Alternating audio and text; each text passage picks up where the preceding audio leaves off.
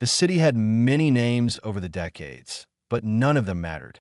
To those who lived in its veins of smoke and neon, it was simply the city, a place where the rain never washed away the stains, where crime clung to the walls like mold, and where truth was the rarest currency of all. At night, the alleys whispered. They whispered of deals gone wrong, of corpses buried under concrete, of power bought with blood. And somewhere in those whispers lived Silas Kane. Silas was not a man the city could easily forget, though it often tried. He carried himself with a weary precision, like a soldier who never stopped fighting a war that ended long ago. His eyes were cold, not because he lacked feeling, but because they had seen too much. The battlefield, the betrayal of friends, the long corridors of corruption that stretched from the gutters to the marble halls of power. Every scar on his body told a story, but Silas never bothered to tell it. What mattered wasn't his past. It was what his mind could see. What others ignored, he was famous among those who dealt in secrets. A detective not bound by law, not chained to the precinct or the courtroom. He thrived in the places most men feared to walk. His reputation came from a skill that seemed almost unnatural, the ability to dissect reality from fragments. A smudge of ash on a cuff, the faint trace of cologne lingering in an alley, the tremor in a voice when a lie was spoken. These were his tools. While others saw chaos, Silas built structures of logic. Where others doubted, he concluded, and though his methods unnerved many, none could deny his results. Yet brilliance had its price. Silas Kane was a man hunted by his own mind. The shadows he pursued at night were mirrors of the ones inside him. Rumors said he once loved a woman whose absence haunted every cigarette he lit. Others claimed he left comrades behind in some forgotten war.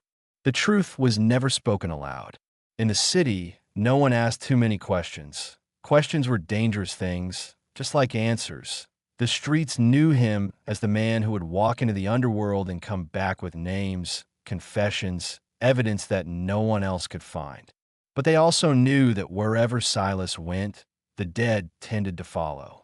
He had solved cases that had ruined powerful families, exposed networks of crime that had seemed untouchable, dragged skeletons out of closets that men had spent fortunes to lock away. For every victory, there was a cost. Allies were buried, enemies multiplied, and Silas, for all his intellect, remained alone. This story begins with silence, a silence that should not exist in a city that never sleeps. A body in an alley, a death that smelled too clean to be random. The police dismissed it as another casualty of the streets, one more ghost added to the city's ledger. But Silas Kane saw otherwise. He saw the angle of the knife wound, the absence of struggle marks, the faint trace of perfume that belonged to another world entirely.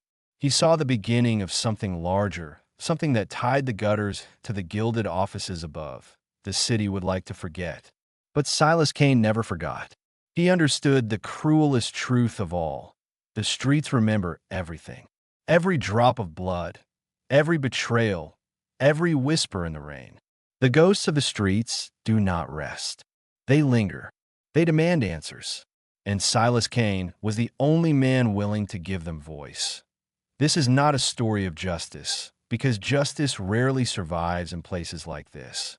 It is not even a story of truth, because truth, once exposed, is often buried again by those with the power to do so. No, this is a story of obsession, of one man against a city built on lies, of shadows that refuse to die. It is a story where reason must battle corruption, where logic collides with brutality, where the past bleeds into the present.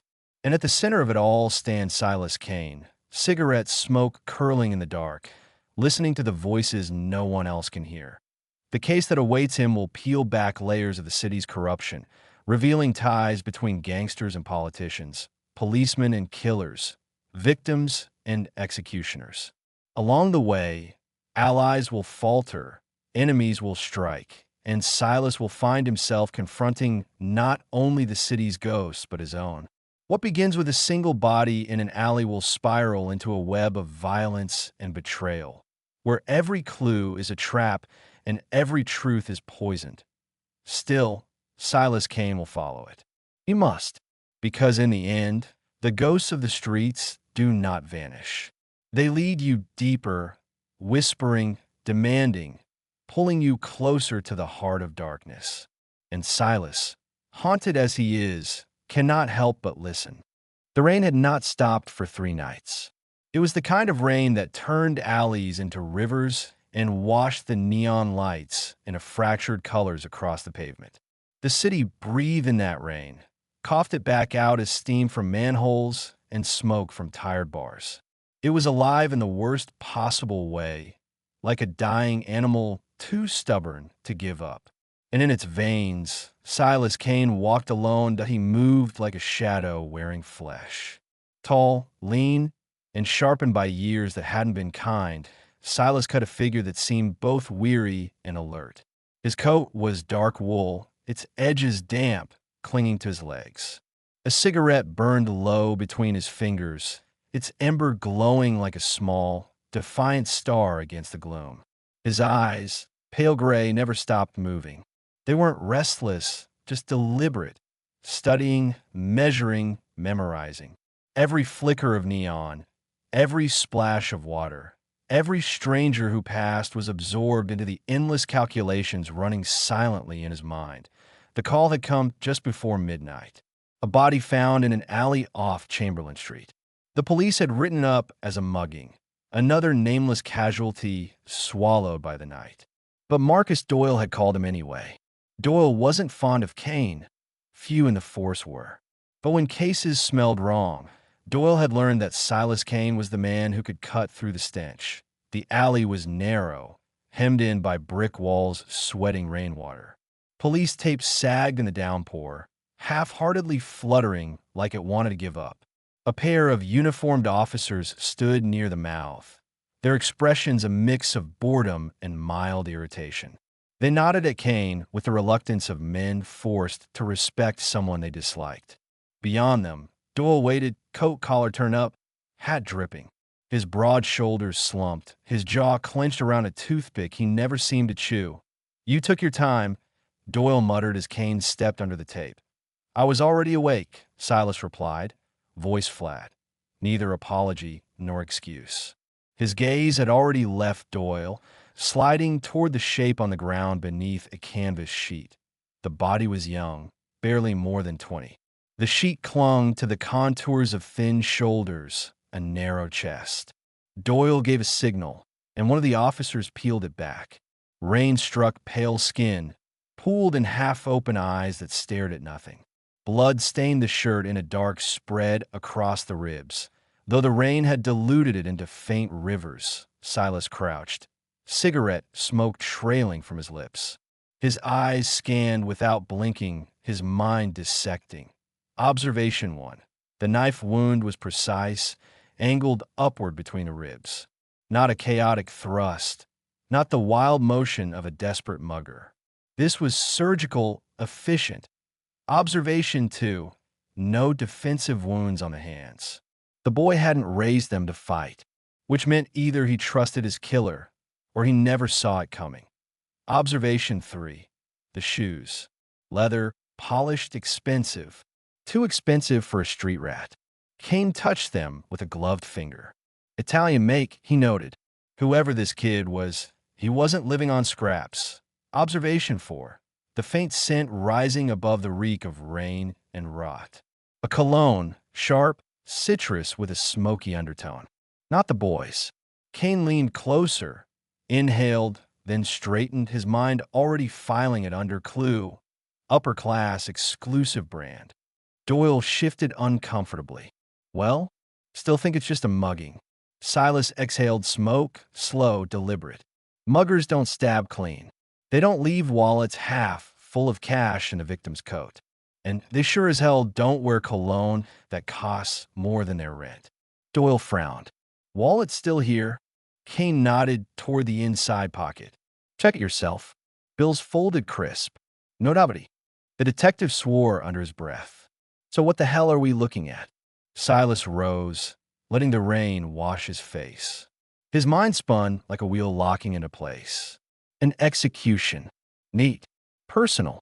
Someone sent a message tonight. The words lingered in the alley, heavy as the storm. For a moment, even Doyle's hard jaw tightened with unease. Because in the city, messages written in blood were never accidents. They were warnings. The rain slackened for a brief moment, as if the sky itself was holding its breath while Silas Kane stood over the body. His cigarette hissed as a drop of water found its way down to the ember. He let it burn to the filter, flicked it into the gutter, and crouched lower again. He reached into his coat, producing a pair of thin leather gloves. The policeman shifted uneasily, but Doyle gave no protest.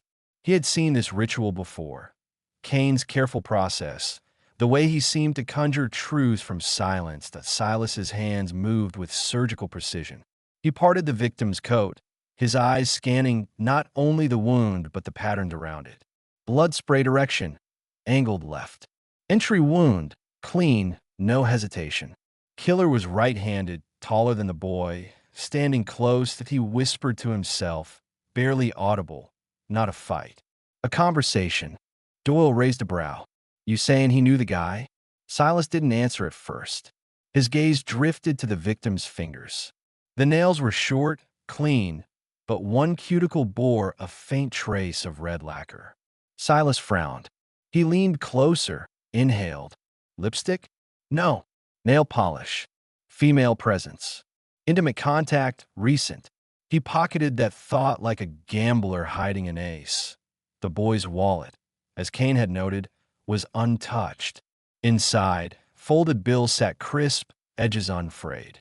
But behind the cash, Silas found something else. A torn stub of paper, damp but legible. A cloakroom ticket. He turned it over, eyes narrowing. The number was printed in gold script from one of the city's most exclusive clubs, the Orpheum Lounge. He tucked it into his notebook, stood slowly, and looked up at Doyle. He was no street rat. Look at the shoes, the cash, the cologne. Someone dressed him for the wrong stage. Doyle scowled. The Orpheum? Jesus, Kane, that's above my pay grade. That's senators, bankers, half the city council. You think this kid? I don't think, Silas cut in, voice cool as the rain. I observe. And what I observe tells me he died not for what he was, but for what he knew. The air shifted behind them, a new presence cutting through the damp night. High heels clicked against the soaked pavement, confident but unhurried. Silas didn't need to turn. The perfume reached him first, jasmine with a trace of tobacco. He knew that scent. Always brooding in the rain, Kane. One day, it'll swallow you whole. He turned his head slightly, gray eyes meeting the sharp gaze of Evelyn Cross. She stood just beyond the tape, an umbrella balanced against her shoulder, her notebook already in hand. Tall, raven-haired, trench coat belted tight, she looked like a woman who refused to be excluded from any story worth telling. Doyle groaned. Damn it, Cross. You're not supposed to be here. Neither is half this city, detective, she replied smoothly, stepping closer. And yet, here we are. Kane said nothing, but studied her the way he studied everyone. Eyes flicking from the scuffed edge of her heels to the smudge of ink on her thumb. The way she carried the umbrella slightly too close to her body. Habit of someone used to protecting not herself, but what she carried. A notebook. A story. A weapon of a different kind. You'll scare the uniforms, Doyle muttered, Evelyn's lips curved. Uniforms scare easy. She crouched beside Silas, ignoring Doyle's protests, her gaze falling on the corpse.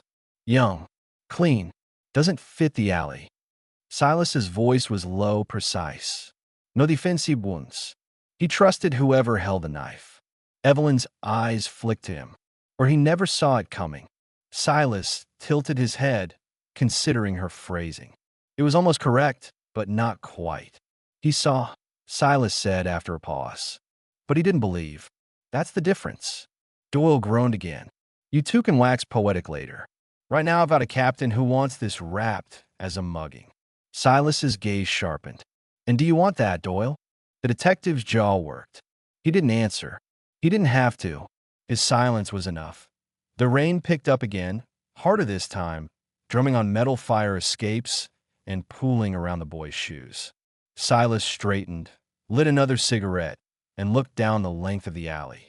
In his mind, the geometry of death rearranged itself. The position of the body, the angle of the strike, the scent of perfume, the ticket stub. Pieces waiting to be assembled into a truth the city would rather bury. Evelyn watched him carefully. You've already got a theory, don't you? Kane exhaled smoke, eyes on the dark street ahead. Not a theory, a whisper. The city's full of them. The trick is knowing which ones belong to the living and which belong to the dead. The words hung in the night like smoke, curling upward into the shadows. And for the first time that evening, Evelyn's sharp confidence faltered just slightly.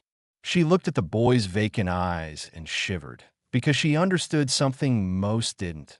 When Silas Kane heard whispers, they were never wrong. The morgue never slept. Like the city itself, it thrummed with a strange sort of energy, one not of life, but of residue. Fluorescent bulbs hummed faintly above, casting everything in a pale glow that seemed more suitable for ghosts than for the living. Silas Kane walked ahead, his long shadow cutting across the tiled floor. Doyle followed reluctantly, muttering curses under his breath, while Evelyn kept pace at Kane's side, notebook ready, eyes sharp with the hunger of someone who smelled a story before it was fully cooked. The attendant on duty, a man too thin for his lab coat, barely looked up as Doyle flashed his badge.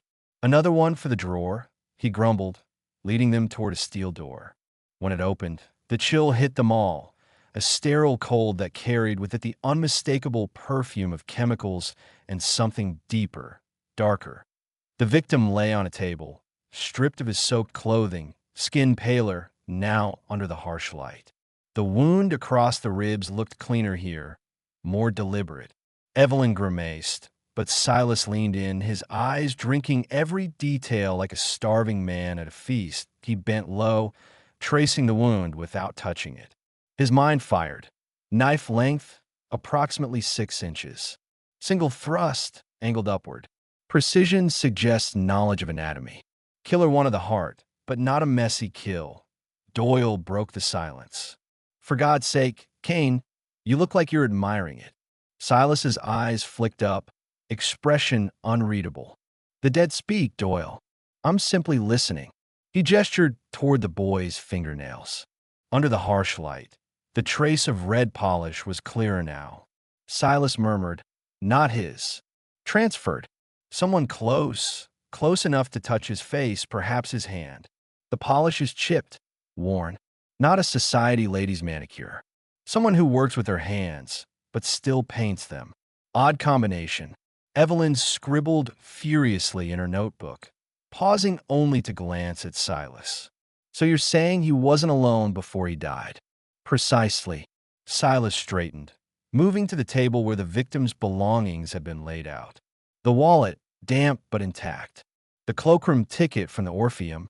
A lighter, silver, engraved with initials. Elsie Kane picked it up, weighing it in his palm. Expensive. A gift, perhaps. He filed it away silently. His eyes fell then on the boy's wrist. A faint indentation marred the skin, recent, circular. He pulled the wrist closer to the light. Handcuff mark, he murmured. Doyle frowned. So what, he was arrested? Kane shook his head slowly. Not police cuffs. Different size. Tighter, narrower. Restraint of another kind. Someone kept him briefly, then released him, or let him go to die. The words sank into the sterile air, colder than the refrigeration units lining the walls. Evelyn stopped writing, her gaze shifting uneasily to Doyle. The detective's jaw clenched. Christ, Doyle muttered. This is bigger than I thought. Kane said nothing, but his mind was already a storm of connections. Orpheum. Cloakroom ticket. Restraint marks. Red nail polish. Silver lighter with initials. Expensive shoes. exclusive cologne, threads weaving themselves into a pattern invisible to others, yet unmistakable to him. But he moved back, lit another cigarette. The flame illuminated the scar along his jawline for a heartbeat before fading into smoke. Evelyn watched him carefully. "You look like you've seen this before," she said softly. For the first time that night, Kane's eyes flickered, not with calculation, but with memory. A darkened room, a woman's scream, the same upward thrust of a knife, the same clean kill. Blood pooling too quickly to staunch. A pair of hands trembling as he pressed them against the wound. Failing, he dragged himself back to the present with a sharp inhale. "Patterns repeat," he said finally, voice flat. "People don't change as much as they think." Evelyn didn't press. She had learned long ago that Kane's past was a vault locked with grief and rage. Pushed too hard, and he would simply vanish in a smoke. Doyle tried to break the tension with a grunt. "So, where does that leave us? Some kid with fancy shoes and friends in high places gets himself knifed, and you're telling me it's not random. What do I tell my captain? What do I write in the damn report?" Kane flicked ash into a tray, eyes narrowing. "You tell him nothing. You write what he wants to read. A mugging. Another statistic. Let them believe it for now." Doyle's eyes hardened. "And what about you?" Silas looked down at the body once more, his expression unreadable. "I'll listen to the whispers until they give me a name." The morgue fell silent. The hum of the fluorescent lights filled the space, but none of them spoke. Evelyn closed her notebook slowly, her gaze lingering on Kane. She had seen that look before, the way his eyes glazed, not with apathy, but with the weight of a puzzle no one else could bear. When they left, the rain had started again, heavier than before. It drummed against the city like the pulse of something alive, something angry. Silas Kane lit another cigarette beneath the awning, smoke curling into the storm. Evelyn pulled her coat tighter, while Doyle cursed the weather. For Silas, the night had only just begun. The boy on the table was not a mugging, not a mistake. He was a message, and messages demanded answers. The Orpheum Lounge rose like a cathedral to decadence. From the outside, it was nothing more than another building on Vesper Avenue. Stone facade, wrought iron balcony, rain dripping from carved gargoyles. But inside, it was another world entirely. Silas Kane stood across the street, smoke curling from the cigarette between his lips, eyes narrowing as he watched the limousines pull up one after another. Men in tailored suits, women in gowns glittering like sequins caught in the headlights. Laughter spilled into the wet night, brittle and hollow, the laughter of people who had never feared hunger or darkness. Evelyn stood beside him, notebook tucked away but eyes wide, taking it all in. "Quite the crowd," she murmured. "Predators," Kane corrected. He flicked the cigarette into the gutter. "They come here to feed, not to laugh." Doyle joined them, adjusting his hat with obvious discomfort. "You realize I've got no jurisdiction in there. They'll have me on the street before I finish my first drink." "That's the point," Kane replied. "You're not here for a drink. You're here to keep your eyes open." They crossed the street together. At the entrance, doormen in tuxedos sized them up with quick, trained glances. Doyle's badge got them past the first layer of suspicion, though it was Kane's unflinching stare that carried them through the second. No one stopped Evelyn. Her confidence was armor enough. The Orpheum's interior was a fever dream of wealth.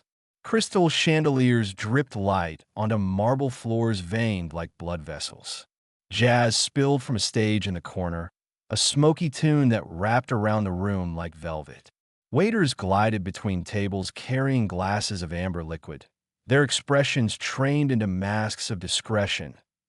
Silas's eyes moved constantly.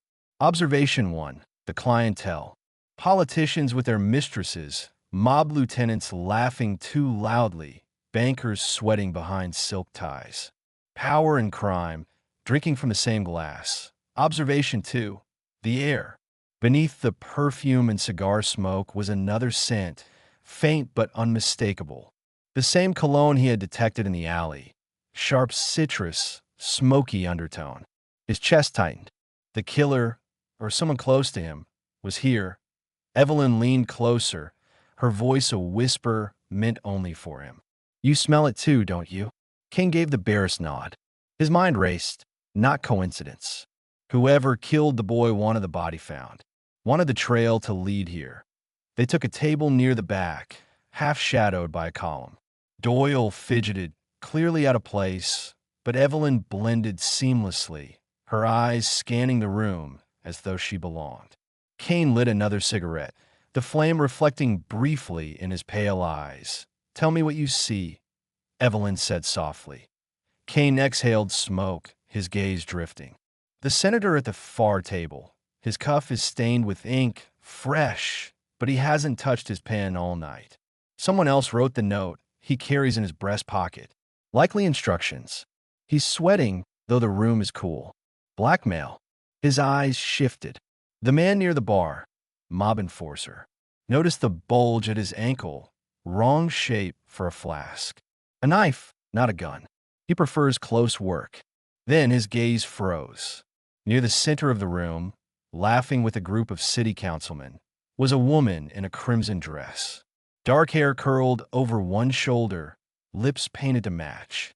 But it wasn't her beauty that struck him. It was her hands. Her nails, painted red, were chipped. The same shade he had seen on the boy's cuticle at the morgue. Evelyn followed his gaze. "You found her," she whispered. "Not yet," Kane murmured. "I found a question mark." The woman's laughter rang above the music, rich and careless. But Silas's eyes caught the flicker beneath it, the glance over her shoulder, the quick sip of her drink as if to drown something heavier than amusement. Doyle muttered, "Care to share with the class?" Kane crushed his cigarette into the ashtray, never taking his eyes from the woman. She touched the victim, hours before he died. Evelyn's breath caught, but she masked it with a calm sip from her glass. Doyle swore under his breath, already regretting the evening. Kane leaned back in his chair, smoke curling around him.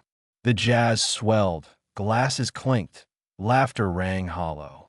Yet beneath it all, the city's whispers pressed closer, insistent. The Orpheum wasn't a lounge. It was a theater, and every player here was bound by secrets written in blood. And Silas Kane had just found his first lead. The city awoke in fog thick enough to drown the streets.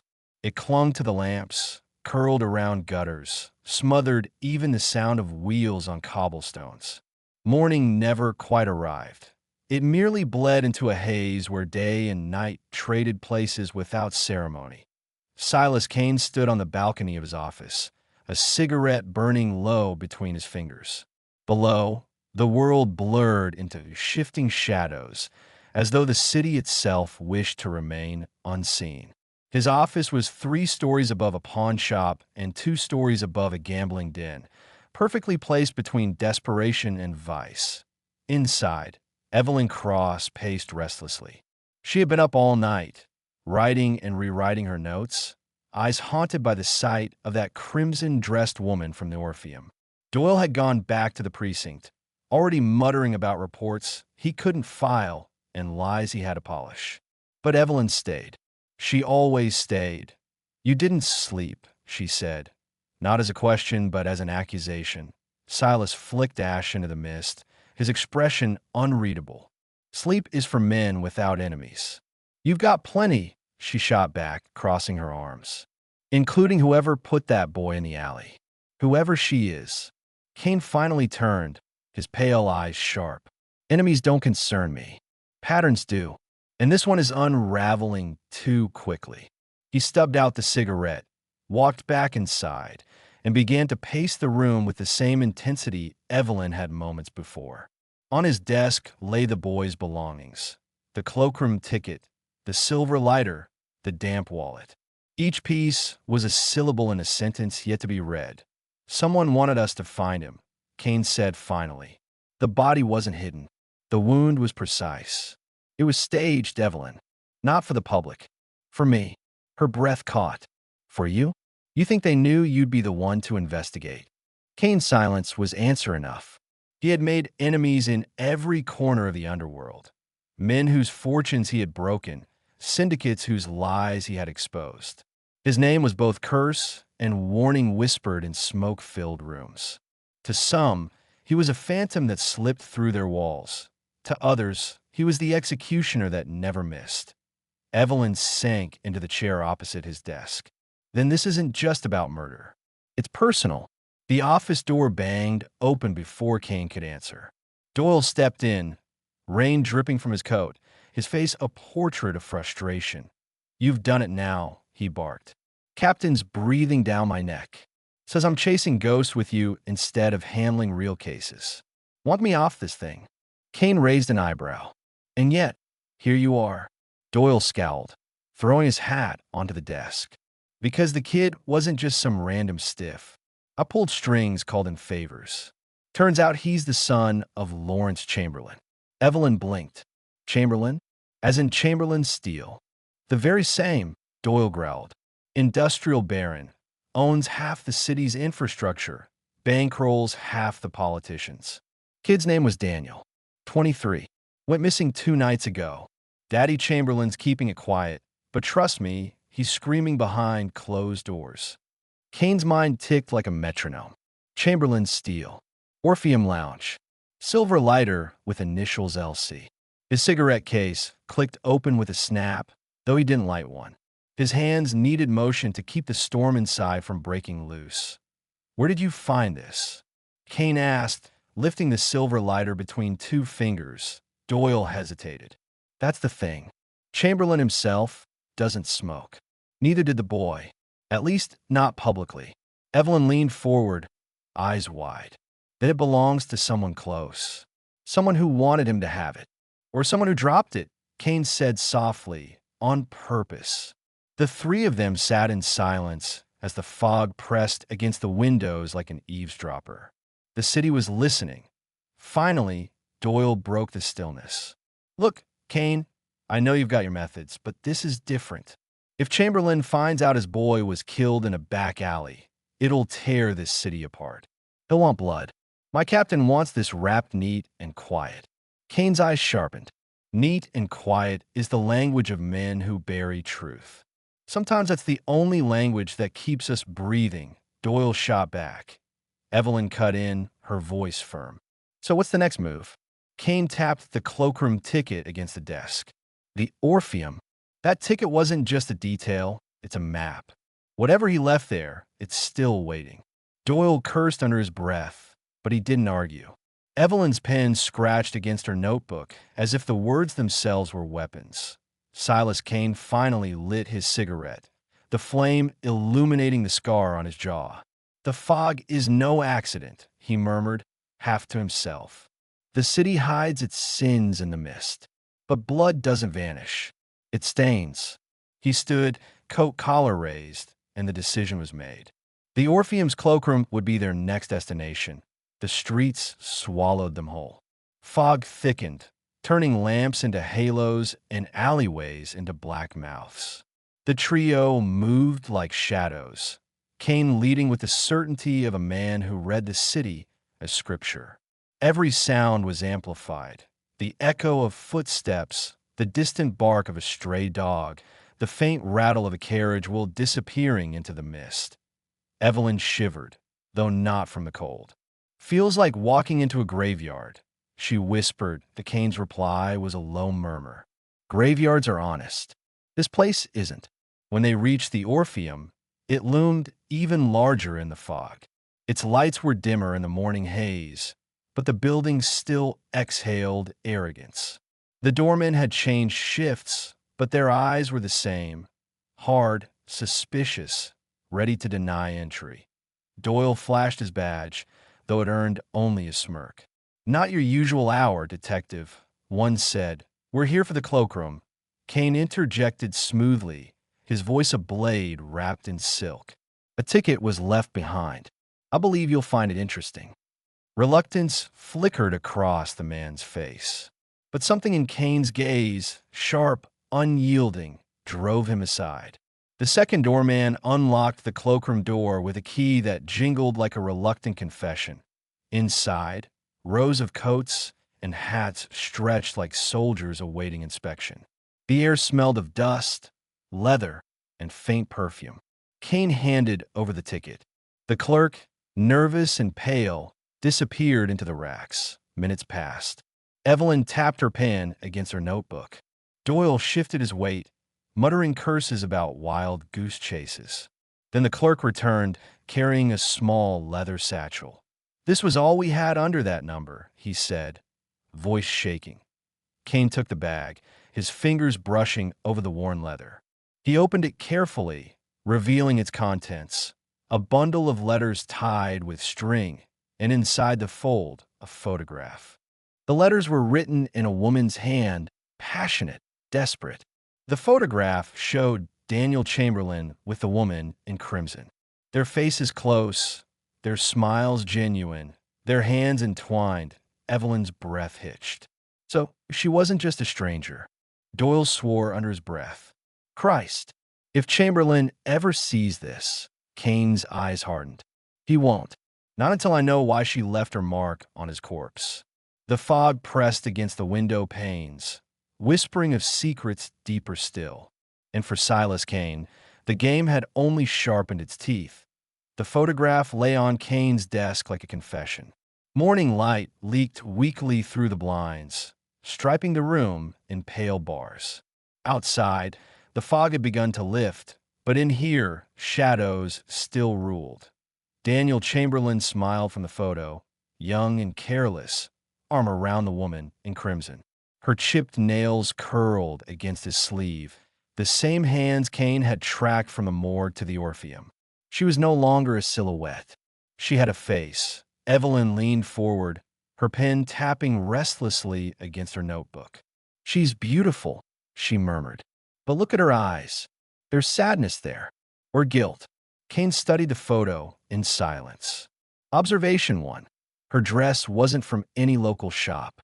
Silk of that quality came from import houses, reserved for women tied to money. Observation 2. Her jewelry. A necklace with a pendant shaped like a key. Not mass-produced. Custom work. Symbolic, perhaps. He flipped through the letters, reading fragments aloud. M. Why, darling Daniel. You don't understand the danger. If my name is ever linked to yours, they watch me even when I breathe. Promise me you'll stay away from the lounge after midnight. The letters painted a picture more damning than any photograph. A woman trapped, desperate, yet entangled with the Chamberlain air. Doyle slammed a fist on the desk. "This is blackmail material, Kane. Pure dynamite. If Chamberlain finds out his son was seeing this woman, he'll burn half the city to ash to cover it up." Evelyn shot him a glare. "You're missing the point, Doyle. This isn't about scandal. It's about motive. Whoever she is, she was close enough to Daniel to leave her mark on his corpse. Maybe she killed him, maybe she didn't, but she's the key." Kane exhaled smoke, watching it curl toward the ceiling. Keys opened more than one door. His voice was low, thoughtful. "We need her name." They began the search the old way, on foot, through the arteries of the city. Kane led them through markets where vendors hawked lies as easily as apples, through alleys slick with yesterday's rain, through cafes where secrets were stronger than the coffee. At every stop, Kane unfolded the photograph, showing it briefly, never letting it linger. At a jeweler's shop, the old man adjusted his glasses, squinting at the pendant. "Custom piece," he admitted reluctantly. "Commissioned 2 years ago by a woman named Celeste Marlowe." The name hung in the air like a pistol cocked but not yet fired. Evelyn scribbled it down furiously. Doyle muttered, "Sounds like trouble already." Celeste Marlowe. Kane repeated the name silently, tasting it, weighing it. Names carried weight, and this one carried danger. By afternoon, the fog had thinned enough for the city to reveal its face. And it wasn't a kind one. Posters peeling from walls, rats darting between gutters, men in shadows selling powders that promised dreams or oblivion. They found her name whispered in taverns, sung in half-truths. Celeste Marlowe wasn't just a woman in crimson. She was a singer at the Orpheum Lounge, its brightest jewel and its most closely guarded prisoner. Evelyn's eyes lit with realization. Of course. That's why she was there last night, laughing with those men. She's part of the show. Doyle spat. A showgirl tangled up with Chamberlain's son. Figures. That's a death sentence in this city. But Kane shook his head slowly. Not just a showgirl. Look deeper. That evening, they returned to the Orpheum, slipping past velvet ropes and doormen who eyed them with suspicion. The lounge was fuller now, alive with smoke and brass. And on the stage, beneath a single spotlight, stood Celeste Marlowe. She sang like someone who had bargained with the devil and won the right to keep her soul, for now. Her voice was smoke and silk, rising above the clink of glasses and the rustle of whispers. The crimson dress clung to her like a second skin, though tonight, Kane noticed the faint tremor in her hands as they clutched the microphone. Evelyn scribbled in her notebook, eyes wide. "She's extraordinary." Kane said nothing. His eyes didn't linger on her face or her curves. They lingered on the way her gaze darted to the corners of the room between verses. Watching, fearing. When the song ended, applause erupted.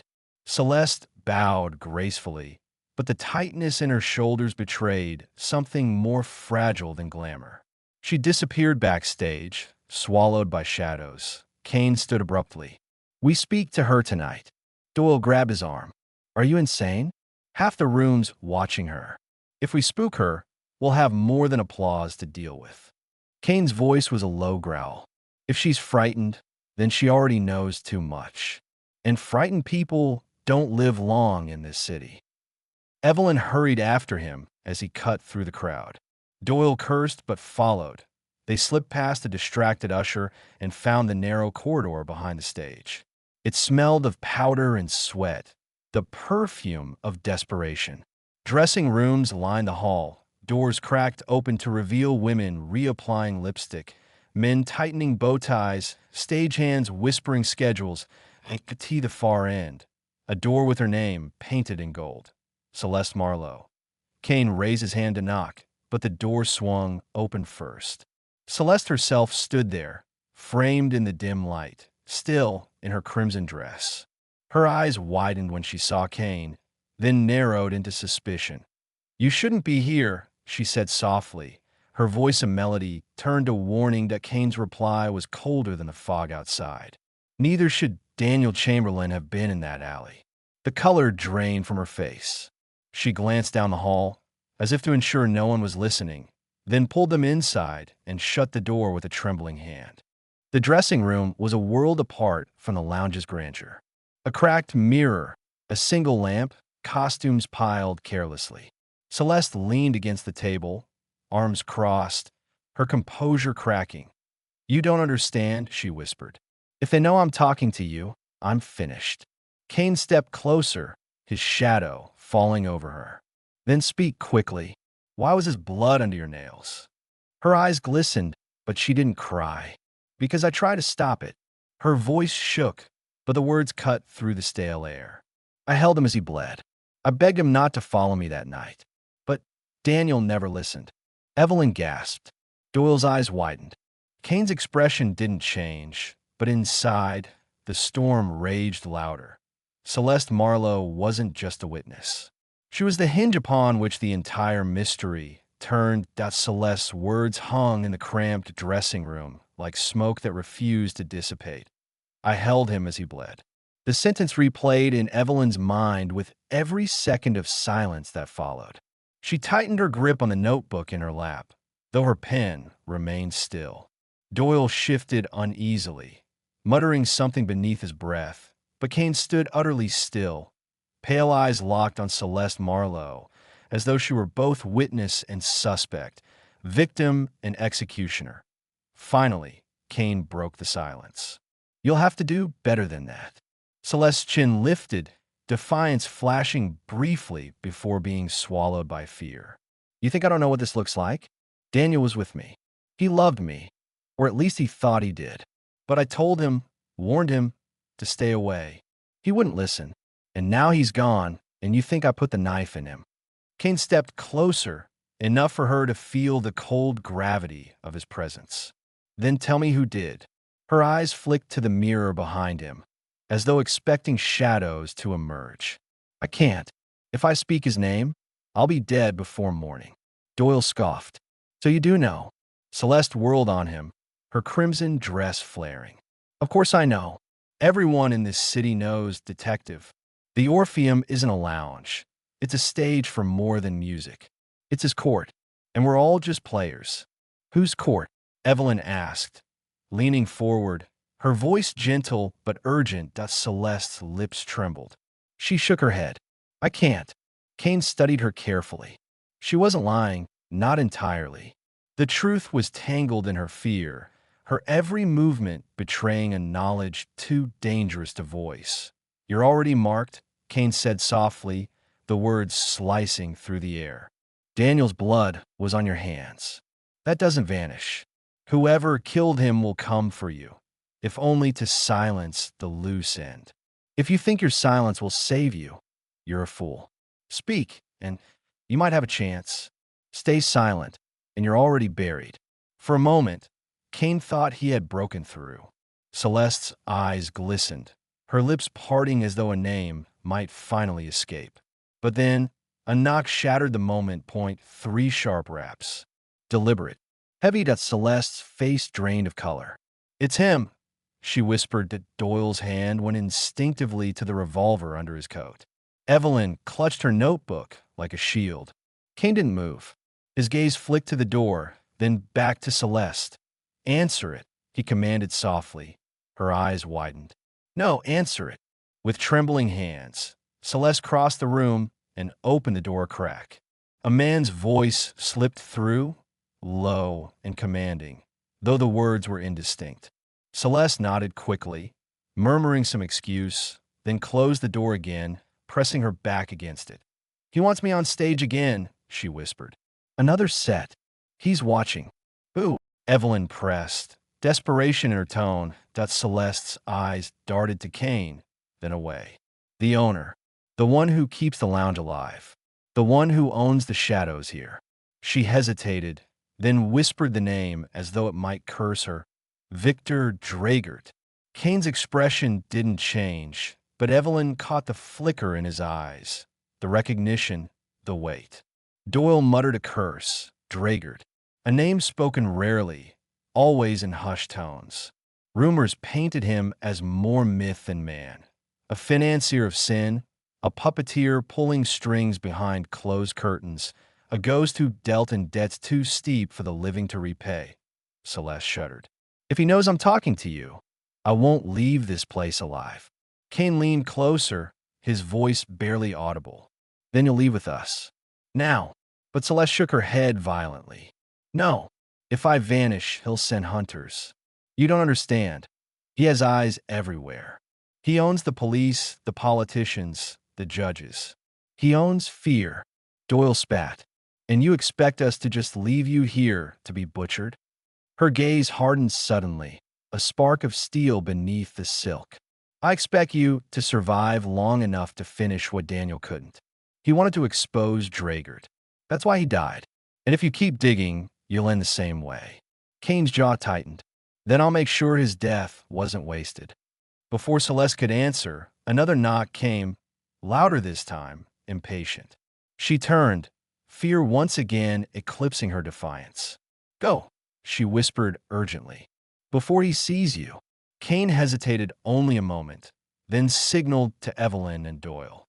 They slipped out the back corridor, blending with the stagehands, disappearing into the labyrinth of the Orpheum. Outside, the night had swallowed the city whole. The fog had returned, thicker now, glowing faintly under the gas lamps. Doyle lit a cigarette with shaking hands.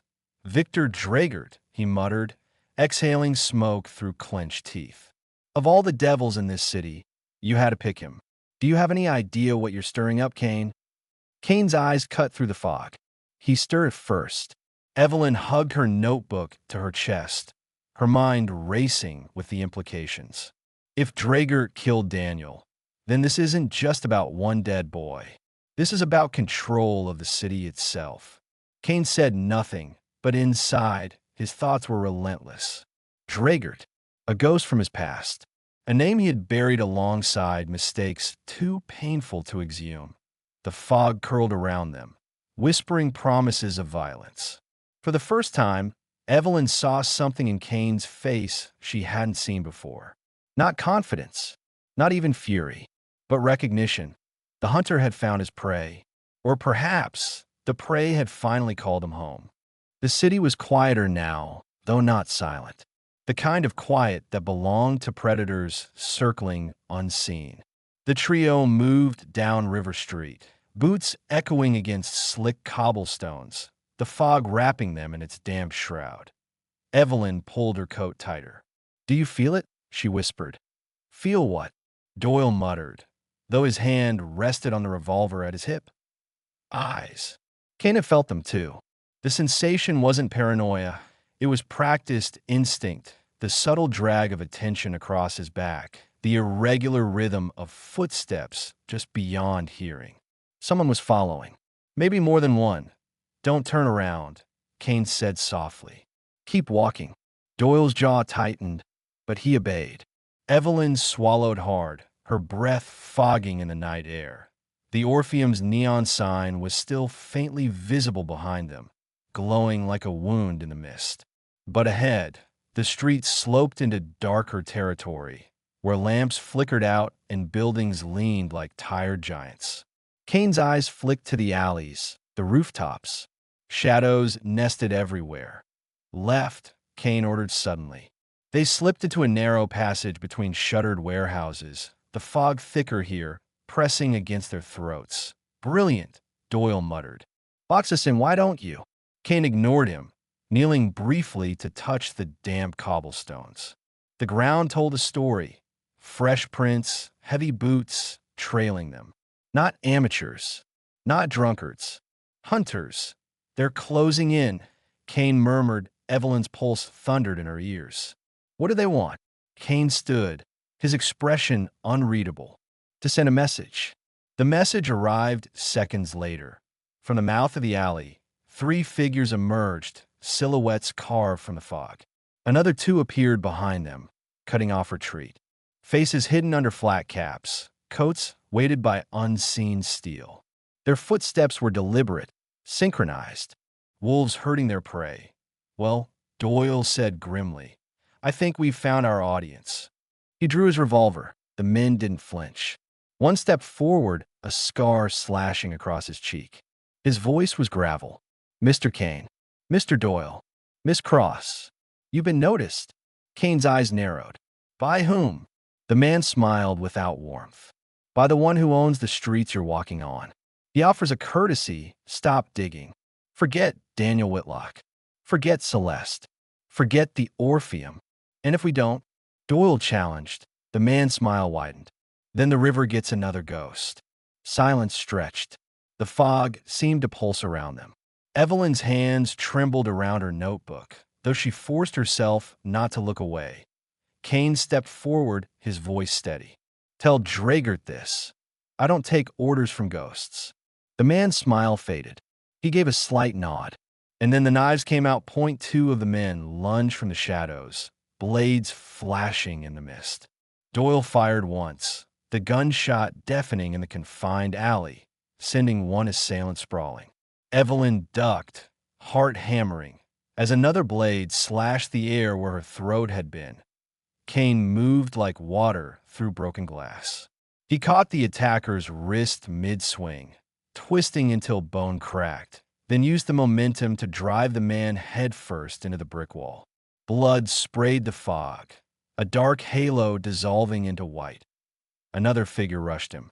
Kane sidestepped, reading the man's stance, the rhythm of his steps, the hesitation in his left arm.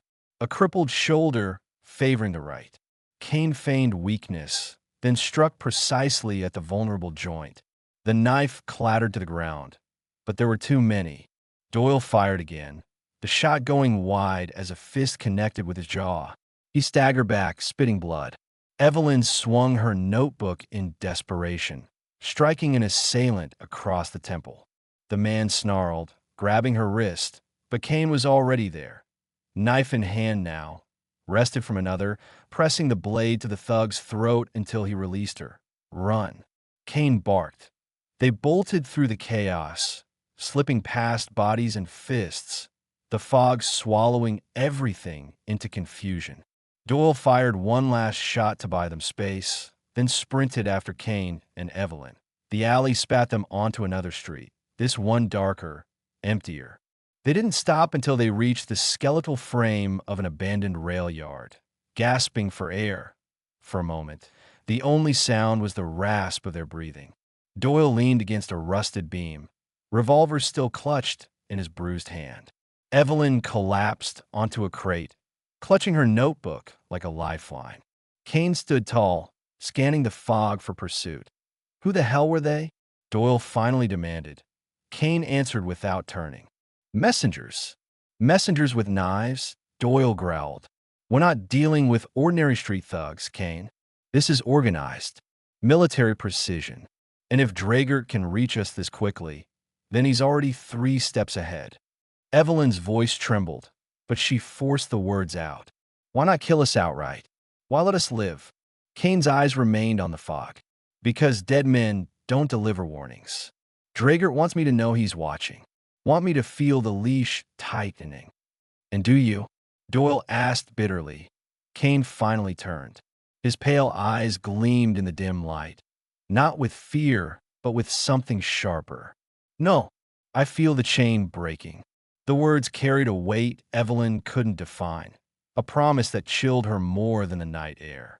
She looked at him and saw not just a detective, not just a man chasing truth, but a figure caught in his own war against shadows. Somewhere in the fog, a low whistle echoed, distant, mocking, impossible to place. Then silence. Doyle cursed under his breath. He's toying with us. Kane's jaw tightened. Then let him. Every game has an end, and Drager will learn that even ghosts can bleed. They stayed hidden until the streets quieted, until the fog thinned with the slow approach of dawn. Only then did Kane lead them back to his office, each step heavy with the night's revelations. Evelyn wrote furiously in her notebook, her hand shaking but relentless. Doyle limped, nursing a bruise that would bloom purple by morning. But Kane walked in silence, his mind a storm. Dragert.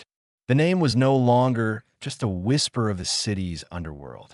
It was a challenge, a call to war. And though Kane carried ghosts of his own, he knew he couldn't turn back. Daniel Whitlock's blood had written the first line of this story. Kane would write the last. The streets would decide in whose ink. Morning came reluctantly to Ashport, its lights smothered by the fog that refused to release the city.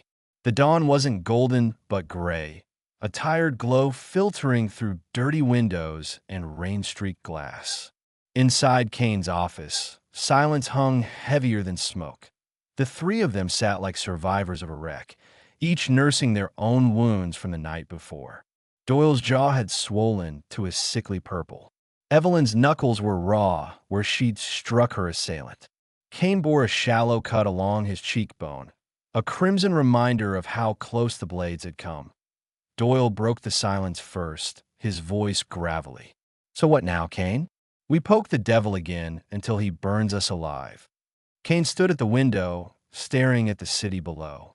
His reflection looked older than it had the night before, eyes hollowed by secrets. If the devil sends wolves to my door, it means I'm close. Drager isn't warning us anymore. He's testing us.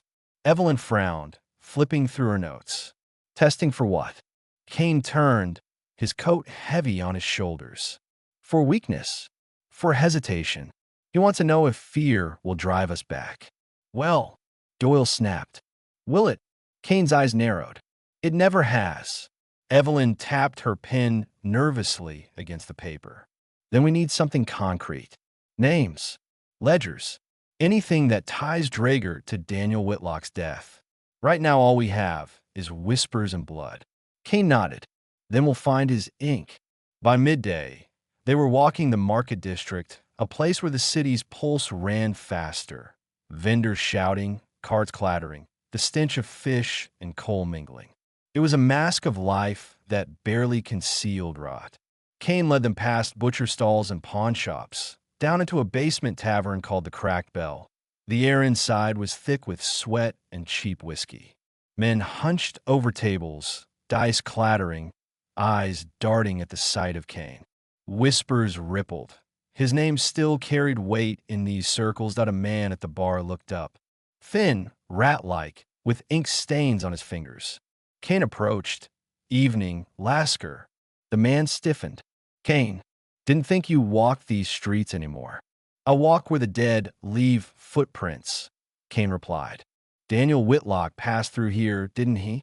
Lasker's eyes flicked nervously. Never heard the name. Kane leaned closer, his gaze cold. Your hands say otherwise. Ink on your cuffs, ledger ink. Dragert's books don't balance themselves. Sweat broke across Lasker's brow. Look, Kane, I don't want trouble, then don't lie. The tavern seemed to shrink around them. Finally, Lasker sighed, voice trembling. Whitlock came here 3 nights ago. He was asking questions he shouldn't. Wanted records of shipments, money trails. Thought he could build a case. And Kane pressed, and Dragert found out. Evelyn scribbled furiously, though her hand shook. So Dragert had him killed? Lasker hesitated. Not exactly. He wanted Whitlock scared, not dead. A message, but something went wrong. Someone else intervened. Who? Kane demanded. Lasker shook his head quickly. Don't know. All I know is Whitlock ended up on the floor, bleeding, and Dragert wasn't happy about it. He doesn't like messy endings. Kane studied him. The fear was real, the half-truths tangled. Someone else had pulled the knife. Dragert's hand had guided the stage, but another actor had stolen the scene. Where are the ledgers? Kane asked that Lasker's eyes widened. You're mad if you think I'd. Kane's hand shot out, gripping his collar. Where? The room froze. Dice stopped. Conversations died. All eyes were on Kane. Lasker swallowed hard, his voice a whisper. Warehouse. Pier 9. In the office upstairs. But you didn't hear it from me. Kane released him, his coat brushing the sawdust floor as he turned. Doyle muttered, Pier 9. Hell of a place for bookkeeping. Kane's gaze hardened. It's where ghosts keep their coffins.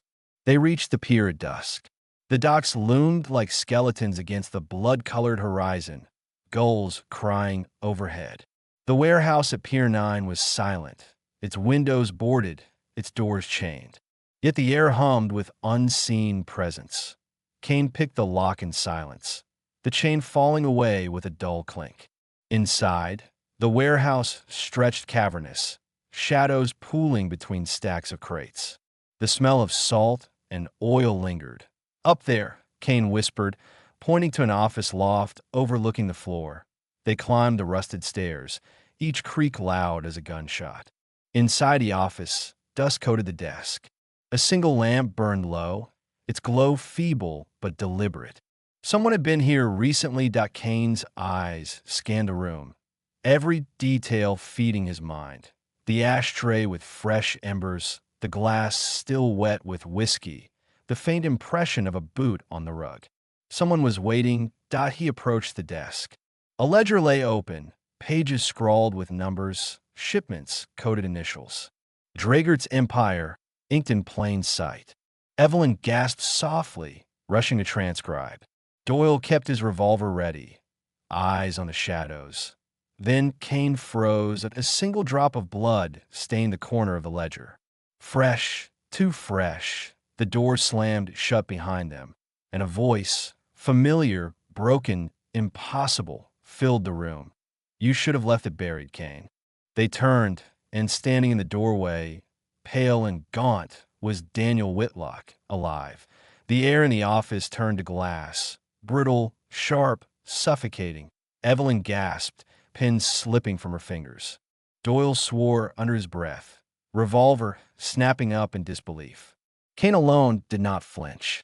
His eyes locked on the figure in the doorway, as though confronting a ghost made flesh. Daniel Whitlock, but not the young, bright-eyed idealist described in Celeste's trembling voice. This Daniel looked hollowed, like the city had drained him dry and filled the shell with something darker. His skin was pale, cheekbones sharp, his once boyish smile replaced by a twisted smirk that didn't reach his eyes. "You're supposed to be dead," Doyle muttered, voice tight. Daniel stepped into the light, spreading his arms theatrically. "And yet here I am. Resurrection suits me, don't you think?" Evelyn's voice trembled. We saw the reports. The blood. The body. Daniel laughed, a sound brittle as broken glass. "Reports can be written. Blood can be spilled. Bodies can be staged. You think death is so final in a city like this?" Kane's voice cut through the tension, low and steady. "You let them bury you." Daniel's smile faltered. He met Kane's gaze, and for a moment, something human flickered there, shame or perhaps regret. Then it hardened. "I had no choice. Draegert made sure of that." Evelyn whispered, "He forced you." "No," Daniel corrected, his voice sharp. "He offered me a choice. A rope or a mask. Death in the gutter or rebirth in his service. And I chose survival." The words hung heavy. Evelyn's pen hand trembled as she scribbled, her heart breaking at the confession. Doyle's revolver never wavered. "You're working for him," Doyle spat. "You're one of his now." Daniel's eyes narrowed. "Better to serve in the shadows than rot as another name on a tombstone. Draegert doesn't kill talent. He collects it. He showed me the futility of playing hero. Expose him? Tear down his empire? The city doesn't want saving. It wants feeding, and Draegert feeds it well." Kane stepped closer, each word measured like a blade. "So you became his hound. The boy Celeste loved, the boy who dreamed of justice. You slit his throat the moment you took Draegert's hand." Something in Daniel's jaw twitched, his mask cracking. "Don't you dare speak her name." Evelyn's breath caught. "Celeste, she thought you were dead. She mourned you." Daniel's voice dropped to a whisper, haunted. "Better she mourn a corpse than know the man I've become." Silence pressed in, broken only by the faint lap of water against the pier outside. Doyle finally growled, "Enough of this ghost story. Why are you here, Whitlock?" "To kill us." Daniel's eyes slid to Doyle, then Evelyn, before settling once more on Kane. "Not yet. Draegert wants me to watch you, to see how far you'll go before you break. You've stirred the waters too deep, Kane. He's curious now, and Draegert doesn't waste curiosity." "Curious?" Evelyn repeated, her voice trembling with both fear and fury. "People are dying. You're dying. Every day you serve him, and he calls it curiosity." Daniel's smirk returned, though weaker now. "You think words can wound me? I traded conscience for survival the moment I took his hand. You can't shame a man who already drowned." Kane studied him, every detail feeding into the calculus of his mind. The tremor in his left hand, the half-healed cut along his jaw, the way his eyes avoided Evelyn's. A man fractured, not whole. Not entirely Draegert's, not entirely his own. "You stage your death to bury the truth," Kane said. "But truth doesn't rot, Daniel. It waits, and it stinks until someone digs it up." Daniel's expression wavered, then hardened again. He reached into his coat, pulling out a folded slip of paper. He tossed it onto the desk between them. "Pier 17. Tonight. Draegert will be there. Not in the flesh, but close enough. He wants to see you dance, Kane. And if you're foolish enough to show, you'll get your chance to stare into the abyss you keep chasing." Evelyn reached for the paper, but Kane's hand was faster. He unfolded it, reading the neat scrawl, "Dockmaster's office. Midnight." When Kane looked up, Daniel was already at the door. "You come, Kane," Daniel said, his voice soft now, almost pleading. "But know this, Draegert doesn't lose. He doesn't fight battles. He writes them. And when the ink dries, you'll see your own name among the dead." He vanished into the fog beyond the door before Doyle could raise his gun. Silence followed, heavy and suffocating. Evelyn's hands shook as she pressed them against her notebook, pages fluttering. Doyle cursed, slamming his revolver onto the desk. That bastard's alive, and worse, he's turned. Kane, we can't walk into this. It's a trap, painted neon. Kane stared at the slip of paper in his hand, the scrawl burning into his mind. All traps have teeth, but teeth can break. Evelyn whispered, "Do you trust him?" "Daniel." Kane finally turned to her, his eyes colder than the river outside. "I trust the dead, and Daniel Whitlock is already dead." They left the warehouse under a sky strangled by clouds. The city seemed to hold its breath, the fog thicker, heavier, as though Draegert himself watched through its folds. Back at the office, Doyle poured whiskey into chipped glasses, his hands shaking with both rage and fear. Evelyn sat at her desk, pages filled with frantic notes, trying to make sense of betrayal and resurrection. Kane stood apart, coat draped like a shadow, eyes fixed on nothing. His mind replayed Daniel's every word, every tremor, every hesitation. A puppet, but a puppet who still knew the strings. Pier 17. Midnight. The abyss waited, and Kane knew he would walk into it, no matter how deep it swallowed him. The river swallowed the city in silence. By the time midnight drew near, Ashport's waterfront was a graveyard of ships and warehouses, the kind of place where secrets were traded cheaper than whiskey, where screams dissolved into the tide. Pier 17 rose like a carcass against the fog, its skeletal cranes looming above black water. Kane, Doyle, and Evelyn stood in the shadows of a rusted fence, the lamps along the pier burning low and uncertain. Evelyn clutched her notebook to her chest, her breath a visible tremor in the damp air. Doyle checked the cylinder of his revolver with shaking fingers. Kane only watched, his pale eyes reflecting the faint light like a predator waiting for the right moment to strike. "This is madness," Doyle muttered. "We walk in there, we're not walking out. Draegert's men will have rifles, and we've got one revolver and a pen." "Two revolvers," Kane corrected, slipping a second pistol from beneath his coat. He offered it to Doyle, who hesitated before taking it. "And you?" Doyle asked. Kane's gaze flicked toward the fog. "I don't need one." Evelyn exhaled shakily. "If we know it's a trap, why come?" Kane finally turned to her, his voice low but sharp. "Because traps reveal their makers. Draegert wants me here. He wants to measure the man who disturbs his empire. Tonight, I measure him." Her eyes searched his face, finding only cold resolve. She wanted to ask about fear, whether he ever felt it, whether the ghosts of his past weighed on him in moments like this. But she stayed silent, scribbling instead, because she knew Kane's answers were always written in action, never words. They moved as shadows across the dock, boots muted against rotting planks. The dockmaster's office stood at the far end, its windows glowing faintly. Kane raised a hand, signaling silence. He crouched low, studying the ground. The wood here told stories, scuff marks where heavy crates had been dragged, fine ash scattered where men had smoked while waiting, faint stains too dark to be oil. "Blood. Company's been here," Kane murmured, "yes, if on cue." Movement flickered near the office. A figure paced by the door, rifle cradled in his arms. Another shadow lingered at the corner, smoking lazily. "Draegert's wolves," Doyle cursed softly. "Half a dozen at least." "What's the play, Kane?" "Shoot our way through." Kane shook his head. "Guns or noise? Noise is death. We move like ghosts." They slipped along the side of the warehouse, ducking into a narrow gap between crates. Kane paused, his fingers brushing a discarded matchbox on the ground. His eyes narrowed at the emblem stamped on its cover. An Ouroboros, a serpent devouring its own tail. "Draegert's mark," Kane whispered. "Even his trash carries his name."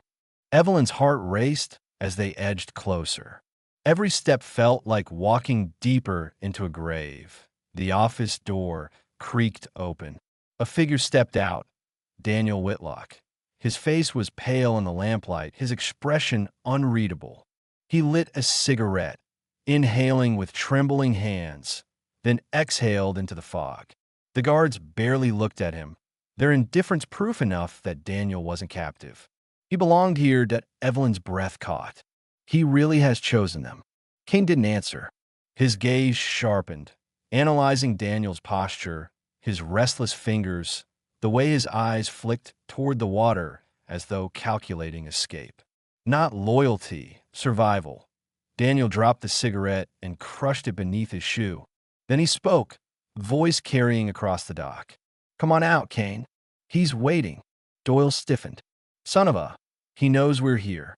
Kane rose from the shadows, motioning for the others to follow. They stepped into the open, the guards shifting uneasily but not raising their rifles. Daniel gestured toward the office door. Inside, the air reeked of smoke and ink. The room was dimly lit, shadows dancing along the walls. A desk sat in the center, papers spread like veins across its surface. And behind it, though not in flesh, was Dragert. A gramophone crackled on the desk, its horn polished to a gleam. From it, a voice emerged, smooth, deep, every syllable deliberate. "Mr. Kane." Evelyn froze. Doyle clenched his fists. But Kane stepped forward, expression unreadable. "Dragert," he said. "Forgive the theatrics," the voice purred. "I prefer to keep distance between myself and messy affairs. But you've made quite an impression. My men speak of you as though you were myth, a ghost stalking their steps. And I am intrigued." Kane's gaze swept the room, the hidden wires leading to the gramophone, the faint hum of electricity beneath the desk, the guard station just outside the door. Every detail mapped itself in his mind. "You send wolves to my door," Kane said coldly. "You stain the streets with blood. Daniel Whitlock was your pawn. And you think I'll dance because you hum a tune through brass." Drager chuckled softly. "Straight to the heart, as always. But let us be honest. Daniel sought me out. He came with fire in his eyes, the same fire I see in yours. He wished to tear down my house of cards. But passion without vision is suicide. So I gave him vision. I gave him purpose." Daniel flinched at the words, his jaw tightening. Kane caught it. "You twisted him," Kane said, voice sharp. "Turned a boy's idealism into a leash." "Leashes are kinder than coffins," Dragert replied smoothly. "I am not your enemy, Kane. You and I, cut from the same cloth. We see the world for what it is. Broken, hungry, and someone must feed it. I feed it order. You feed it corpses." Evelyn's pen shook as she scribbled. Doyle's finger twitched near his revolver. Kane leaned closer to the gramophone, his eyes pale fire. "You mistake me, Dragert.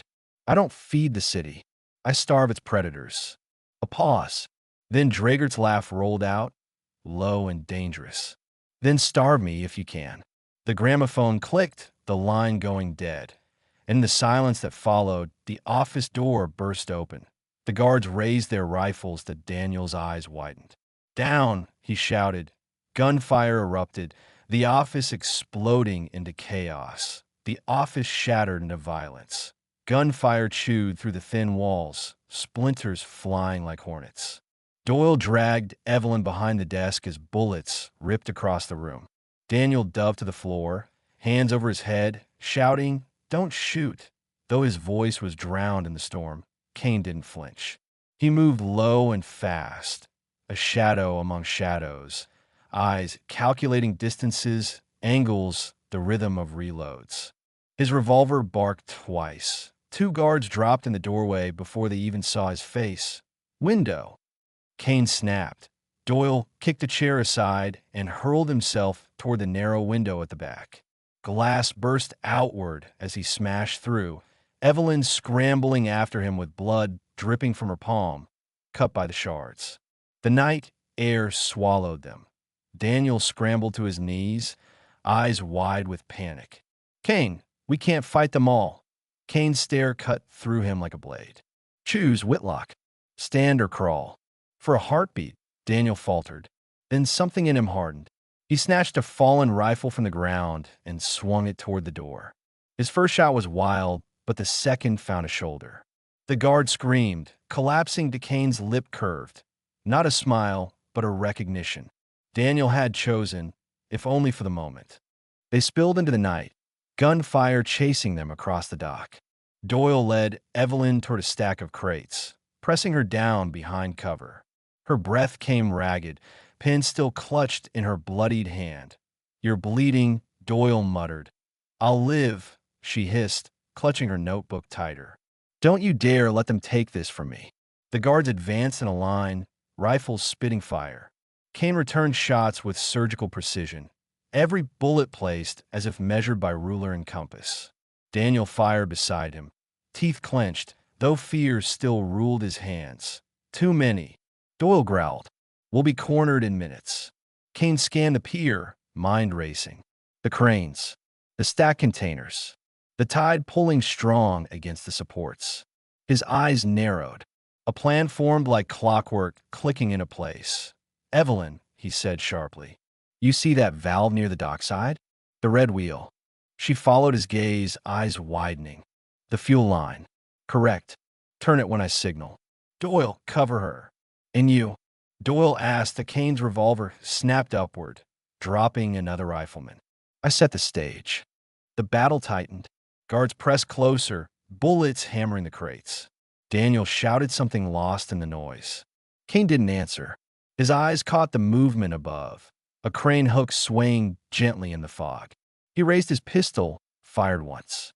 The chain snapped, sending the massive hook crashing down. Two men vanished beneath it in a crunch of steel and screams. The others hesitated. In hesitation lay survival. "Now, Evelyn!" Kane barked. She sprinted from cover, Doyle firing wildly to shield her. She grabbed the valve, twisted with all her strength. Metal groaned, and fuel hissed into the air, a vapor cloud spreading over the dock. The stench filled their lungs. Kane struck a match. For a moment, the tiny flame danced in his hand, fragile as a dying soul. Then he let it fall. The pier ignited. A wall of fire roared across the dock, swallowing the crates, the office, the men still advancing. Screams tore through the night as heat blasted outward, the river reflecting hell itself. Evelyn staggered back, shielded by Doyle's arm. Daniel froze, rifle slipping from his hands. Face pale in the inferno's glow, Kane walked through the firelight, coat whipping in the wind, eyes fixed on the chaos. To anyone watching, he was no man at all, just a ghost born of smoke and vengeance. They escaped along the waterfront, the fire-consuming Pier 17 behind them. Sirens wailed distantly as the city stirred. But the night belonged to Kane and his companions now. They stopped in an alley where the flames were only aglow against the horizon. Evelyn slumped against the wall, clutching her bleeding hand. Doyle bent over, coughing, sweat streaking his soot-stained face. Daniel sat on the cobblestones, shaking, his eyes still filled with fire. "You killed them," Daniel whispered hoarsely. "Burn them alive." "They chose Draegert," Kane said flatly. "And Draegert feeds his men to the fire as readily as his enemies. Remember that, Whitlock." Daniel's gaze flicked upward. "He'll come for us. For all of us." Kane crouched in front of him, eyes sharp as glass. "Then you'd better decide if you're running with him or with me." Daniel swallowed, jaw working, but no words came. Evelyn finally spoke, her voice trembling but resolute. "Tonight wasn't just a trap. It was a message. Draegert wanted to measure you, Kane, and now he knows you're willing to burn his empire down piece by piece." Kane stood, shadows carving his face into something both human and monstrous. He lit a cigarette, the flame briefly illuminating the hollows of his eyes. "Good," he said quietly. "Let him know. Ghosts don't fear fire." They left Daniel sitting in the alley, silent and shaking, while Kane and the others melted into the labyrinth of Ashport's night. Above the city, smoke twisted into the stars. Draegert had revealed his hand, and Kane had answered in kind, but the war was only beginning. The fire at Pier 17 smoldered for 2 days. Ashport awoke to a skyline veiled in smoke, the papers screaming headlines of gang war and terror on the waterfront. Officials called it an accident. The people whispered Dragert's name. But in the narrow alleys and the shuttered taverns, men spoke of something else. Something colder, sharper, spectral. They spoke of a ghost. Kane read the papers in silence, a cigarette burning low between his fingers. Doyle and Evelyn sat opposite him in the cramped back room of a tailor's shop, a temporary refuge where the windows were boarded and the air smelled of mothballs. Daniel lingered near the door, restless, eyes darting like a cornered animal. "They're calling it a fuel leak," Doyle said, tossing the paper onto the table. "Just a bloody accident, like men carrying rifles and setting ambushes is common at a dock. City officials are in Dragert's pocket. Always have been." Evelyn's voice was quieter, edged with something darker. "But the people know. They whisper about you, Kane. Some call you a savior, others a devil." Kane exhaled smoke, watching it coil toward the ceiling. "They're both right." The room fell silent. Even Daniel, who had barely spoken since the fire, seemed unwilling to break the quiet. But his hands fidgeted, fingers tapping against the doorframe.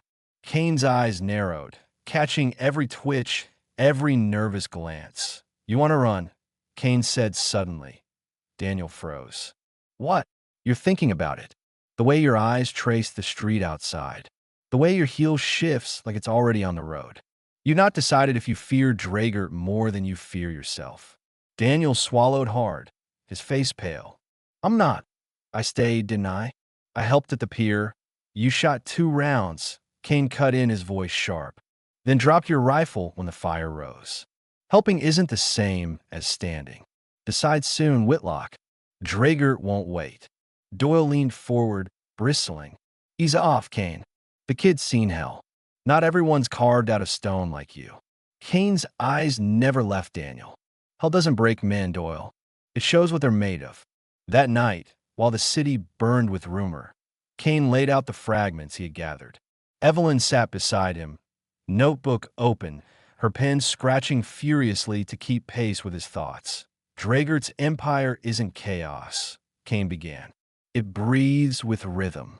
He controls smuggling routes, labor unions, even sections of the police. But patterns slip through the cracks." He spread a series of matchbooks across the table, each stamped with the Ouroboros emblem. "Every operation I've touched carried this mark. It's not vanity. It's communication. His men know where to go, who belongs. Like a code." Evelyn tilted her head. "So what's the pattern?" Kane's eyes were pale fire in the lamplight. "Distribution. These matchbooks came from bars on the west side. But the last one, Pier 17, came from the South Docks. That means Dragert shifted part of his operations recently. He's consolidating, preparing for something." Doyle frowned. "Preparing for what?" "He already owns half the city." "Half isn't enough," Kane murmured. "Not for a man who thinks like Dragert. He isn't building an empire. He's erasing every rival, until only his shadow covers Ashport." Silence lingered. Evelyn wrote the words down, though her hand trembled. Something in Kane's voice carried more than deduction. It carried memory. Later, when Doyle and Evelyn slept, Kane stepped outside into the night. The streets were slick with rain, reflecting neon signs like fractured glass. He walked alone, coat pulled tight, cigarette glowing in the darkness. Every corner of Ashport reeked of ghosts. A woman's laugh echoing from an alley. The metallic tang of blood from a fight 2 blocks over. The hollow eyes of children watching from stairwells that Kane's mind drifted, unbidden, to the past. A room lit by a single bulb. Smoke thick enough to choke. A man's face, sharp, cruel, smiling through blood. The sound of chains rattling. The smell of fear. He stopped beneath a broken street lamp, cigarette trembling faintly between his fingers. Dragert's voice echoed in memory. "You and I, cut from the same cloth." For the first time in years, Kane let the memory sharpen. Dragert hadn't just risen from nowhere. He'd been there, years ago, in the same pit where Kane had clawed his way free. The ghost pressed closer. Kane closed his eyes. For a moment, He let the rain wash them back. Then he lit another cigarette and kept walking. By dawn, he returned. Evelyn was waiting, dark circles under her eyes, but determination in her gaze. "You found something," she said softly. Kane set a small notebook on the table. It was battered, pages yellowed. The handwriting was jagged, but unmistakable. Daniel froze when he saw it. "That's mine." Kane's eyes pinned him. "Found it in your coat. You've been keeping notes on Dragert for months. Every meeting, every payment, every whisper. And you never thought to share." Daniel's face flushed. I was trying to stop him. I thought if I could gather enough proof. "Proof won't touch a man who owns the courts," Kane snapped. He flipped the book open, scanning. "But patterns will. And this shows me where he'll be next." He jabbed a finger against the page. An address. A building long abandoned, once the city's treasury before corruption rotted it hollow. Evelyn leaned closer. "The old mint." Kane nodded slowly. "That's where he's drawing the strings together. That's where this ends." The room fell still. Dragert's name lingered like smoke in their lungs. Kane closed the notebook, slipping it into his coat. His voice was quiet, but the steel in it was unmistakable. "Tomorrow night," he said, "we walk into the lion's den, and we finish this." Ashport never slept, but in the hours before dawn it shivered. The rain had stopped, leaving puddles that mirrored the city's neon wounds.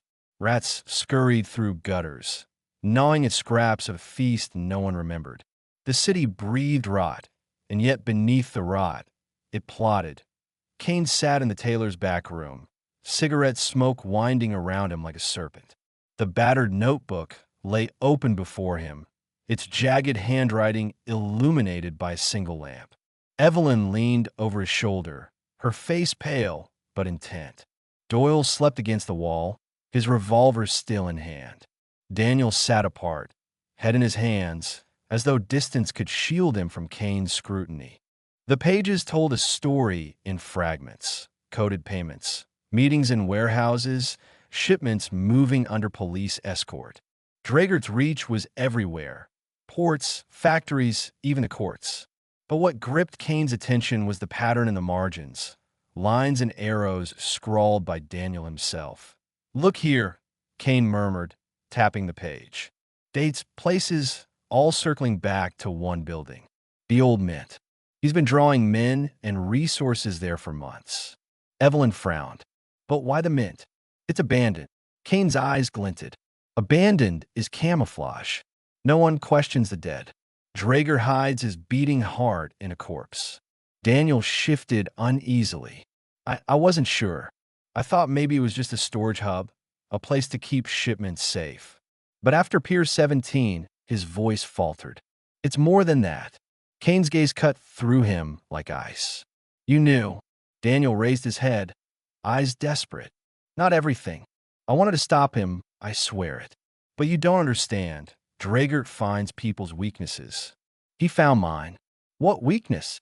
Evelyn asked gently. Daniel's lips trembled. "My brother. He owed money. Drager offered protection if I worked for him. I thought I could gather evidence, turn it against him later. But every step I took, the chains tightened. By the time I realized, it was too late." Silence pressed heavy. Doyle stirred, rubbing his eyes, muttering a curse. Evelyn reached across, placing a hand on Daniel's trembling arm. But Kane only leaned back, eyes sharp, cold. "You sold pieces of your soul one by one," he said. "And now you're surprised there's nothing left." Daniel flinched as though struck. "You think I wanted this?" "I think you wanted survival," Kane replied. "Same as everyone who bends to Dragert. The difference is whether you stop before the breaking point." Daniel's jaw clenched. "And what about you, Kane? You think you're different? I've heard the whispers. You worked the underground before. People say you knew Dragert before all this." Evelyn's head snapped toward Kane, but he didn't move, didn't even blink. "Whispers travel fast in this city," Daniel pressed, anger bubbling past fear. "What are you hiding, detective?" The room tightened with silence. Evelyn's pen hovered useless above her notebook. Doyle muttered, "Careful, boy." Kane finally spoke, voice low, graveled by memory. Drager wasn't always a king. Once he was a pit rat. Same as me. Evelyn's eyes widened. You knew him? Kane nodded slowly. Years ago, in a cellar beneath the East Docks. Fights were staged there. Men thrown into cages, told to bleed for the amusement of those who wagered. Drager was there. So was I. The ghosts pressed close again, their claws scraping old wounds. Kane's voice darkened. He wasn't the strongest. He wasn't the fastest. But he was the most patient. He learned where men broke. Fear, hunger, greed. He never forgot. When the pit closed, most men crawled back to gutters. Drager crawled upward, built his empire from the bones of those cages. Daniel swallowed hard. And you? Kane's pale eyes met his. I crawled out. But the pit never leaves you. Evelyn's pen trembled as she wrote, though her heart pounded. The revelation painted Drager and Kane as two halves of the same scarred coin. You've both escaped, she whispered. But one built an empire, the other hunts ghosts. Kane exhaled smoke. Ang pious hot. Ghosts endure. The day bled into evening. Preparations were made in silence. Doyle cleaned the revolvers with methodical precision. Evelyn filled fresh pages, her notes transforming into a map of intent and consequence. Daniel lingered near the window, staring out at the city as though searching for absolution in its poisoned skyline. When the sun sank, Kane rose. His coat swung around him like a curtain of shadow. We go tonight, he said. The mint is Drager's heart. If we strike there, we cut him open. Evelyn's voice wavered. And if it's another trap? Then we spring it, Kane replied. But this time we don't walk blind. He laid out a crude sketch of the mint on the table, drawn from memory in Daniel's notes. 3 floors. 2 main entrances, both covered. A service tunnel runs beneath. It connects to the old drainage. That's how we enter. Quiet. Unseen. Doyle studied the sketch. And once we're in, Kane's eyes gleamed. We find Drager. And we end it. The words landed like a verdict. Evelyn's breath caught, but she nodded. Doyle grunted, loading his revolver. Daniel hesitated longest, fear still gnawing at him. But when Kane's gaze found him, he straightened, jaw set. I'll go, Daniel said. If I run now, I'll never stop running. Kane studied him a moment, then turned away. Then you might live long enough to find out who you are. That night, the 4 of them slipped into Ashport's veins, moving through alleys where lamplight never reached. The city was awake in its own way. Drunks brawling outside taverns, whispers traded in corners, police whistles echoing distantly. But none looked twice at the shadows sliding past. The service tunnel's entrance yawned at the river's edge, hidden beneath rotting planks and rusted locks. Kane forced it open with a crowbar, the screech of metal echoing like a warning. They descended into darkness. The tunnel smelled of mildew and old iron, water dripping in steady rhythm. Rats skittered along the walls, watching with eyes that glowed faintly in the lantern light. Evelyn's breath came quick, but she followed, notebook clutched like a talisman. Doyle's revolver gleamed in his steady hand. Daniel carried a lantern, its flame trembling as much as his grip. Kane moved ahead, silent, eyes drinking in every crack, every echo. When they emerged, it was beneath the mint itself. The building loomed above them. 3 stories of stone and shadow, windows boarded, gargoyles crumbling from the facade. Once, it had been the city's pride, coins minted to represent wealth and stability. Now it was a mausoleum, a tomb for ideals long dead. Kane gazed upward, his expression unreadable. Evelyn felt a shiver crawl her spine. It wasn't just a building. It was a battleground, and the ghosts were waiting. The mint rose like a fortress against the night, its blackened windows reflecting nothing, as though even the stars refused to touch it. The air around the building was heavy, still, as if the city itself held its breath. Kane crouched at the base of the service tunnel ladder, His gloved hand pressed against the damp stone. Every vibration carried through it. The faint thrum of footsteps above, the shifting weight of armed men. He counted, measured. Then he looked back at the others. 2 guards on the east wing, he whispered. 1 pacing, 1 stationary. 3 more near the atrium. They rotate every 8 minutes. Doyle frowned. You can hear all that through stone. Kane's eyes flickered, pale fire in the lantern glow. Not here. Feel. The mint hums like a clock, Doyle. All you have to do is read the hands. Daniel swallowed hard, his lantern trembling. Evelyn scribbled furiously, trying to catch the exact words, though her own breath clouded the ink. Kane gestured sharply, and they climbed. The tunnel opened into a forgotten sub-basement littered with rusting minting presses and broken chains. The walls bore stains that were not entirely rust. Evelyn stared, transfixed. The machinery looked like gallows that had swallowed the men who worked them. Stay sharp, Doyle muttered. This place stinks of death. Kane's gaze lingered on the stains. Not death. Memory. They moved through corridors thick with dust, their footsteps muffled by years of neglect. Rats scattered ahead, disappearing into cracks. Above them, muffled voices drifted. A guard laughing too loudly, the scrape of boots across stone. Kane halted at a stairwell. He crouched, studying the dust. A single footprint pressed deep, edges sharp. He touched it with 2 fingers, then lifted them to his nose. Fresh, he murmured. Less than an hour. Oil from a rifle stock mixed with tobacco ash. They're nesting above. Daniel grimaced. How the hell can you? Details don't lie. Kane cut in. Men do. They ascended carefully, Kane in the lead. The second floor opened into a cavernous hall where coins had once been minted. Machinery loomed like skeletons in the dark, gears rusted and silent. A single lantern flickered near the far wall, illuminating 2 guards playing cards on an overturned crate. Kane motioned with his hand. Doyle nodded, slipping into the shadows. A moment later, 1 guard stiffened, sensing something. He rose, hand on his rifle. But Doyle's arm snaked around his throat from behind, dragging him down silently. The other guard glanced up just as Kane appeared from the gloom.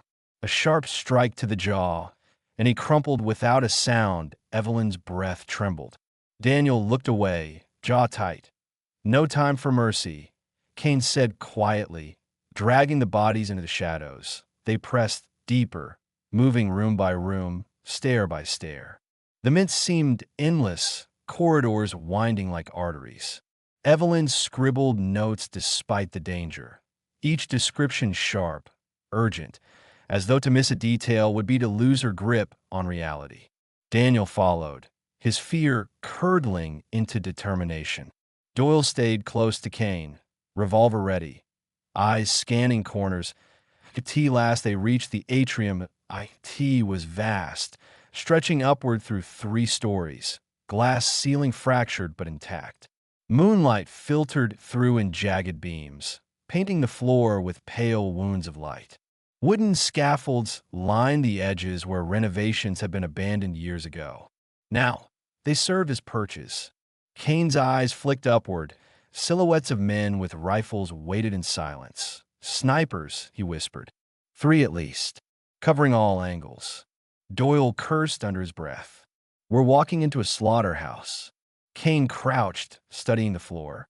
Scuff marks radiated outward from the center of the atrium, where a single chair sat facing the shadows. The chair wasn't random. It was deliberate. Evelyn's pen froze. A stage, she whispered. Kane nodded slowly. Drager wants an audience. As if on cue, a voice drifted across the atrium. Smooth, cold, echoing through the vast space without need of a gramophone this time. Mr. Kane. Evelyn's heart seized. Daniel's lantern shook in his grip. Doyle raised his revolver instinctively, though he knew it was useless against a voice. Kane stepped forward, pale eyes unflinching. Dragered. From the shadows, a figure emerged. Tall, lean, draped in a tailored coat blacker than the void around him. His face was sharp, elegant, carved by ambition. But it was the eyes that commanded the room. Calm, calculating, the same eyes Kane remembered from the pit. Evelyn gasped softly. Daniel whispered a curse. Doyle muttered, "Devil himself." For the first time, Draegert stood before them not as rumor, not as shadow, but as flesh. "You've walked a long road to stand here," Draegert said. His voice carried without strain, filling the atrium. "And you've set half my empire aflame along the way. Impressive, wasteful, predictable." Kane's eyes narrowed. "You always did like theatrics." Draegert smiled faintly. "And you always did despise them. Yet here we are, two relics from the pit, pretending the city isn't just another cage." Evelyn felt the air thicken. Every word between them carried history she couldn't see, but she could feel it pressing against her skin like knives. "You built your empire on chains," Kane said. "I broke mine." "No," Draegert replied softly. "You only forged new ones. You think yourself free, Kane? You're as bound to this city as I am. Ghosts don't escape cages. They haunt them." The words slithered through the air. Daniel shifted uncomfortably. Doyle tightened his grip on the revolver, and Evelyn scribbled with frantic strokes. Kane stepped forward, his voice steady, sharp. "Then tonight, Draegert, one of us stops haunting." The snipers above shifted, rifles glinting faintly in the moonlight. The chair at the center of the atrium waited, an unspoken invitation. Draegert gestured with an elegant hand. "Sit," he said. "We have much to discuss before the killing begins." For a heartbeat, silence stretched taut as wire. Then Kane moved forward, coat trailing behind him, and lowered himself into the chair. The ghosts pressed close, waiting till Evelyn's pen scratched one final line across the page. The devil and the ghost, face to face, and the mint held its breath. The atrium seemed to shrink around them, though its ceiling stretched 3 stories high. Every shadow leaned in, watching, listening. The scaffolds groaned faintly as men adjusted their rifles. Somewhere water dripped steadily, like a clock ticking down. Draegert circled Kane slowly, like a predator tasting the air. His boots clicked against the marble, precise, deliberate. "I remember the pit," Draegert said softly, his eyes never leaving Kane. "The stink of rust and rot, the sound of chains grinding against bone. You and I were the same then. Broken men given numbers instead of names."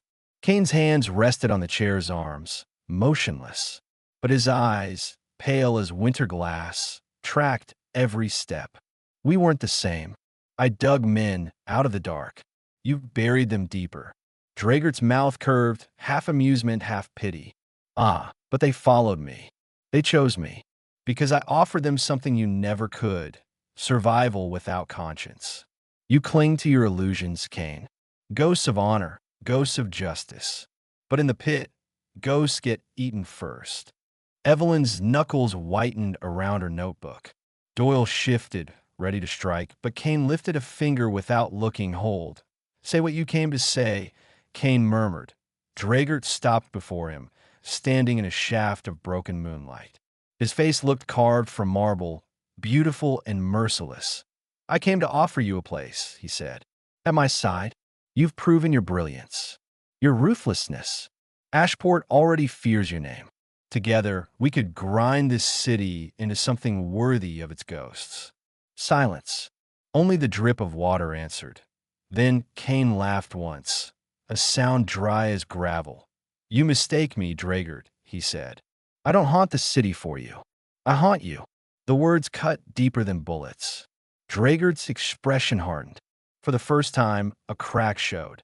"You think you can unmake me?" he hissed. "I can unmask you." Kane leaned forward, eyes burning. "You're not the devil of Ashport. You're just another coward from the pit, hiding behind guns and shadows. A man who feared the chains so much, he forged his own for others." The rifles above clicked into readiness. Evelyn gasped. Daniel muttered, "We're dead," but Draegert lifted a hand, stopping them. His eyes locked on Kane, fury and fascination warring within. Very well, Draegert said softly. If it's ghosts you want, then let the dead decide. He snapped his fingers. The atrium erupted. Gunfire rained from the scaffolds, sparks dancing across marble. Doyle tackled Evelyn behind a column as bullets chewed the stone to dust. Daniel screamed, firing blindly upward, a shot clipping one sniper's shoulder and sending him tumbling. Kane rolled from the chair in a single fluid motion, revolver flashing twice. 2 rifles fell silent. He dove for cover behind an overturned minting press as Lee tore the air where his head had been. Draegert drew his own weapon, a sleek pistol of polished steel, and advanced. He fired without hesitation, each shot aimed like a surgeon's cut. Kane ducked, returned fire, the echoes clashing like thunder. Doyle. Kane shouted, "On it." Doyle leapt from cover, hurling a lantern toward the scaffolds. It shattered, flames crawling up the wooden beams. One sniper shrieked as fire consumed him, the others scattering.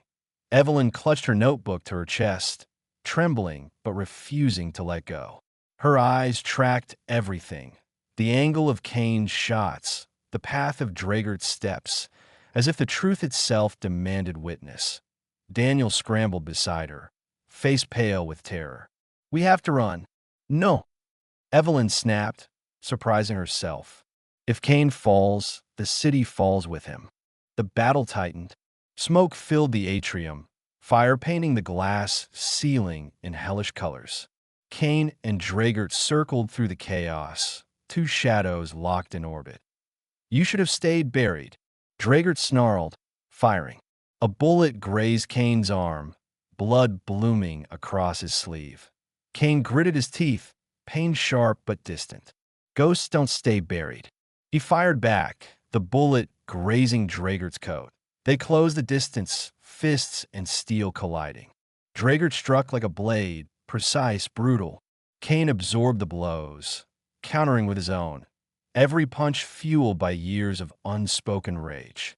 They grappled, struggling for the pistol between them, breath harsh, eyes locked like dueling knives. "You could have ruled," Draegert hissed. "I chose to fight." Kane twisted, wrenched the pistol free, and smashed the butt against Draegert's jaw. Blood sprayed, but Draegert only laughed, spitting red. "Then die as a fool." They lunged again, a storm of violence at the heart of the burning mid. Above, the scaffolds collapsed under fire and flame. Doyle dragged Evelyn and Daniel toward the far exit, shouting over the roar. "Move! This place is coming down." But Evelyn twisted back, eyes locked on Kane. "We can't leave him." He knew this was suicide. Doyle snapped. "We don't stay, we burn." Daniel grabbed her arm, voice cracking. "If we die here, his fight dies too." The roof groaned, glass shattering, moonlight breaking into shards across the chaos. Fire swallowed the edges of the hall. 8T the center. Kane and Draegert fought on, 2 ghosts bound to the pit that had made them. With a roar, Draegert slammed Kane against the minting press, pistol pressed to his chest. His eyes gleamed with triumph. "Say it," Draegert whispered. "Say you're no different. Say the pit never let you go." Kane's bloodied lips curled into something between a smile and a snarl. "You're right. The pit never left me." Then his hand darted to Draegert's wrist, twisting, forcing the pistol upward. The gun discharged, a thunderclap that shattered the glass above. Shards rained like stars as the bullet tore through Draegert's shoulder. Draegert howled, staggering back, clutching the wound. Kane surged forward, striking again and again, each blow hammering years of ghosts into flesh. Finally, Draegert collapsed to his knees, blood dripping on a marble already cracked by fire. His eyes blazed with hate. "This city will never be yours," he gasped. Kane loomed over him, revolver steady. Smoke curled around them, firelight turning both men into silhouettes of damnation. "It was never mine to claim," Kane said coldly. "It belongs to the ghosts." The revolver thundered. Draegert fell, eyes wide, the echo of his empire collapsing with him. Silence followed, broken only by fire's hungry roar. Kane stood over the body, chest heaving, shadows clinging like chains. His pale eyes flicked once toward Evelyn, Doyle, and Daniel, who stared from the far side of the atrium. Then he turned away, vanishing into the smoke. The mint burned, and Ashport's greatest devil burned with it. But the ghost walked on. Dawn bled over Ashport like a wound that refused to close. Smoke still curled above the gutted shell of the mint, a monument reduced to ruin. The fire had burned through the night, painting the river in orange and red, and by morning all that remained was blackened stone, twisted iron, and whispers Draegert's empire had ended in flame. His men scattered, leaderless, their courage dissolving with his blood on the marble floor.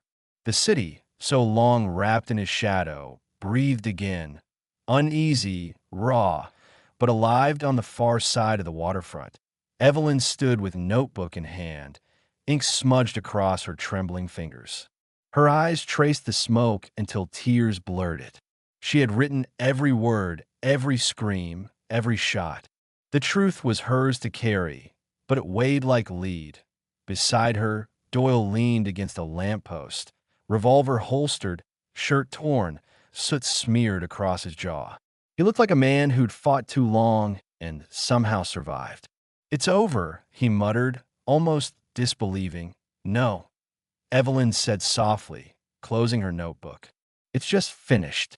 Daniel crouched at the curb, hands buried in his hair, face pale with exhaustion. He hadn't spoken since the mint collapsed. He had watched Kane and Draegert face each other like gods in a burning temple, and the sight had branded itself into him. He looked smaller now, as if stripped of illusions, left with nothing but scars. And Kane emerged from the smoke hours later, walking alone down the waterfront road. His coat was torn, his shirt soaked in blood, not all his own, but his stride never faltered. He walked as though the city itself had cleared a path. No lawmen stopped him.